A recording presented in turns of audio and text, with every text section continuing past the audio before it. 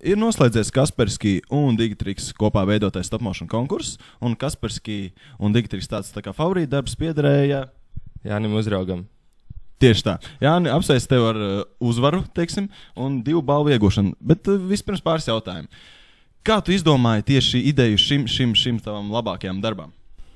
Ideja bija pamostoties no rīta. Nē, īstenībā sākumā ieteica viena draudzene, ka varētu uztaisīt kaut kādu fragmentu par to, ka mežā ir viena pat eglīte un viņa top izrotāts, un tad es tur aptaisīju to ideju. Jā, bet tu veidoji no plastlīna. Pārējie veidoji tiešām, fotografēji jau tā kā vieglāk tas būtu stop motion tehnikā, bet animācija plastlīna tas ir diezgan grūti. Jā, kopā ar visu vīriņu taisīšanu, eglītes un rotāšanu un visu videoklipu veidošanu tas aizņēma kaut kādas 16-20 stundas. Balvas šoreiz bija 2. Viens ir Kaspersky Internet Security 2011, un otra balva ir no Digitrix par pareizu gaismošanu.